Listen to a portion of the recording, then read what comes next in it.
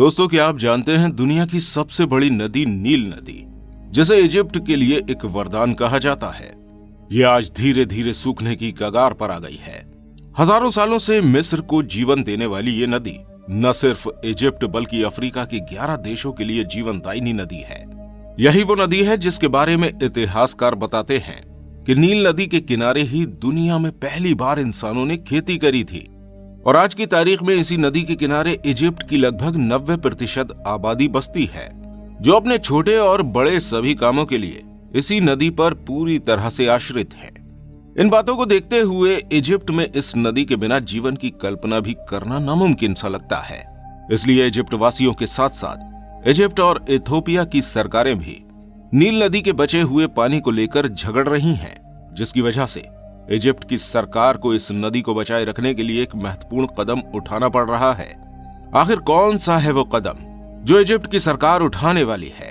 चलिए जानते हैं अपनी आज की इस वीडियो में। जैसे कि कुछ लोगों का कहना है कि दुनिया में जब भी थर्ड वर्ल्ड वार होगा वो पानी को लेकर ही होगा, और आज के समय में ऐसा लग भी रहा है कि कभी किसी जमाने में कही गई ये बात अब शायद सच होने वाली है, क्योंकि पानी को लेकर, खासतौर से पीने के पानी को लेकर ज्यादातर देशों में होती दिक्कतों के चलते ये देश प्राकृतिक जल संसाधनों के रूप में मौजूद नदियों और सागरों पर अपना अपना अधिकार जमाते हुए नजर आ रहे हैं। और इस प्रभुत्व की वजह से ही दो देश आपस में टकराव जैसी स्थिति में आ जाते हैं। ऐसे ही कुछ स्थिति इस समय आई हुई है इजिप्ट और इथोपिया के बीच में। ये दोनों ही देश नील नदी के पानी को लेकर आपस में झगड़ चुके हैं और इस नदी पर अपना अपना हक जता रहे हैं, और वो ये सब कर रहे हैं केवल अपने देश में मौजूद पानी की कमी को लेकर। इन दोनों ही देशों के इस टकराव के मुद्दे पर पहुंचने से पहले हमें नील नदी की वर्तमान समय की स्थिति के बारे में पूरी जानकारी होनी चाहिए, तभी हम इस मुद्दे और टकराव को अच्छी तरह समझ पाएंगे। दोस्तों, नील नदी के नाम दुनिया की सबसे बड़ी नदी होने का खिताब है, जो लगभग 6,650 किलोमीटर की लंबाई के साथ अफ्रीका के 11 देशों से होकर गुजरती है। इन सभी देशों में नील नदी का सबसे बड़ा हिस्सा इजिप्ट देश के पास आता है। इजिप्ट जो क्षेत्रफल के हिसाब से लगभग 10 लाख वर्ग किलोमीटर में फैला हुआ है, लेकिन अगर रिहायशी इलाके की बात करें तो वो केवल 3% ही है, क्योंकि बाकी बचे पूरे इजिप्ट में तपते हुए रेगिस्तान का ही कब्जा है। और इसी देश के बीचों बीच होकर नील नदी बह रही है, जो पूरे इजिप्ट में साफ पानी का वन एंड ओनली सोर्स है। इस वजह से मिस्र की ज्यादातर आबादी इसी नदी के आसपास हजारों सालों से बसती आ रही है, और शायद इसी वजह से इस नदी का ऐतिहासिक महत्व भी बहुत ज्यादा है। इतिहासकारों का मानना है कि यह नदी एक ऐतिहासिक नदी है, जो इंसान के पहली बार कृषि करने के समय से आज तक के समय तक मौजूद है। इतिहासकारों का मानना है कि आज जिन बड़े बड़े रेगिस्तानों से होकर यह नदी गुजर रही है, आज से लगभग 10,000 साल पहले इन रेगिस्तानों की जगह इस नदी के किनारे पर बड़ी तादाद में ट्रॉपिकल रेन फॉरेस्ट पाए जाते थे, और यहाँ पर बारिश भी बहुत ज्यादा तादाद में होती थी, जिस वजह से इसके आसपास के इलाकों में कई छोटी मोटी नदियां और झरने भी बहा करते थे। इन छोटी मोटी नदियों में येलो नदी भी मौजूद थी, जो कभी यहाँ से बहा करती थी, लेकिन समय के साथ साथ होने वाले क्लाइमेट चेंज की वजह से येलो नदी धीरे धीरे सूख गई। हमारी धरती का तापमान बढ़ने से नील नदी के आसपास मौजूद सभी जंगल धीरे धीरे सूखने लगे। जंगल सूखने के बाद वहां की मिट्टी भी सूख गई और धीरे धीरे रेत में तब्दील हो गई, और इस तरह इजिप्ट का एक बड़ा हिस्सा रेगिस्तानी इलाके में तब्दील हो गया।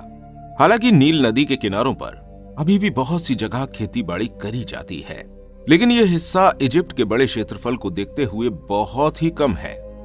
क्यों सूख रही है नील नदी? दोस्तों, नील नदी के सूखने के पीछे एक नहीं बल्कि कई कारण माने जा रहे हैं, जिनमें क्लाइमेट चेंज यानी कि जलवायु में होने वाला परिवर्तन, जंगलों की कटाई, ग्लोबल वार्मिंग, पॉल्यूशन, इसके अलावा नेचर के अगेंस्ट होने वाली ह्यूमन एक्टिविटीज की वजह से भी नील नदी का पानी बहुत तेजी से सूख रहा है। इन सभी कारणों की वजह से नील नदी के पानी का टेम्परेचर बहुत ज्यादा बढ़ गया है। इसके साथ ही धरती के बढ़ते टेम्परेचर के साथ इजिप्ट में पड़ती तेज गर्मी की वजह से भी इस नदी का पानी तेजी से सूख रहा है। इसके अलावा मिस्र में होने वाली कम बारिश को भी नील नदी के सूखने का एक मुख्य कारण माना जा सकता है। कम बारिश की वजह से इस नदी को वाटर रिफिलिंग का चांस नहीं मिल पाता है, और यह नदी पूरी तरह से अपनी सहायक नदियों पर ही आश्रित हो जाती है। लेक विक्टोरियन और इथोपियन हाईलैंड।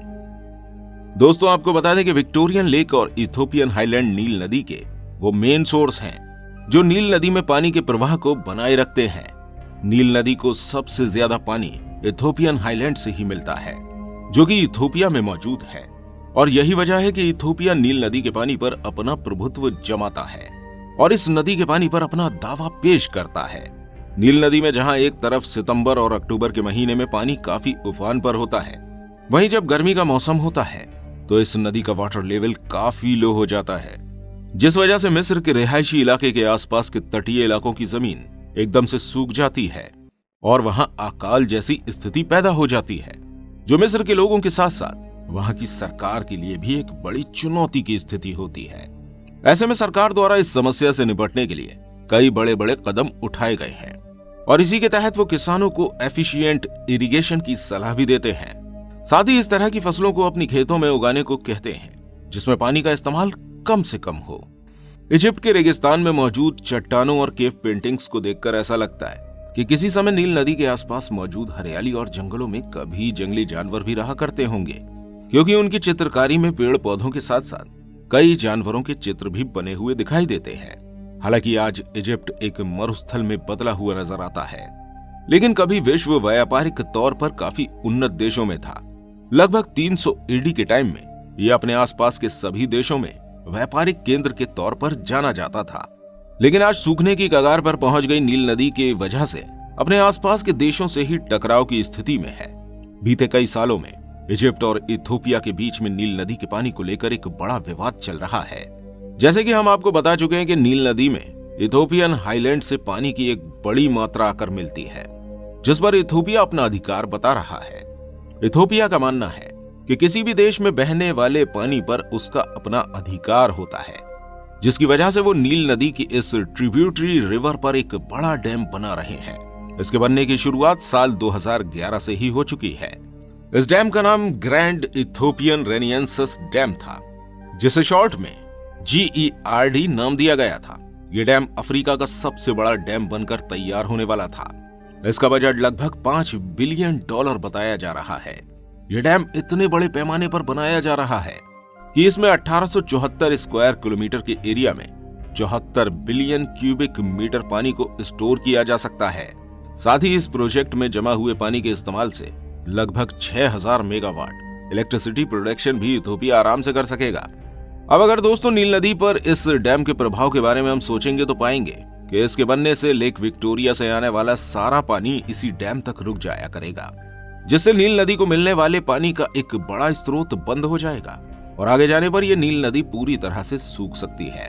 वहीं इथोपिया का मानना है कि वो किसी भी देश का पानी रोकना नहीं चाहते, लेकिन यह डैम बनाना उनकी मजबूरी है, क्योंकि उनके यहाँ अभी तक 65% लोग बिना बिजली के अपनी जिंदगी गुजार रहे हैं और इस डैम के बनने के बाद वो यहाँ के पावर प्लांट से इतनी बिजली का उत्पादन करेंगे कि वो न सिर्फ अपने देश में लोगों को बिजली देंगे, बल्कि अपने आसपास के देशों में भी इस बिजली को एक्सपोर्ट कर सकेंगे। साथ ही इस पानी का इस्तेमाल वो खेती बाड़ी में भी करते हुए अपने देश के उन इलाकों में वाटर सप्लाई करेंगे जो अब तक पानी की किल्लतों से जूझ रहे हैं।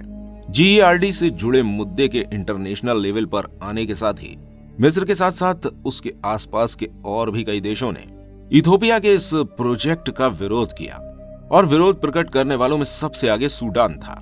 जैसा कि हम आपको पहले बता चुके हैं कि यह नील नदी मिस्र के साथ साथ अफ्रीका की 11 अलग अलग देशों से होकर गुजरती है।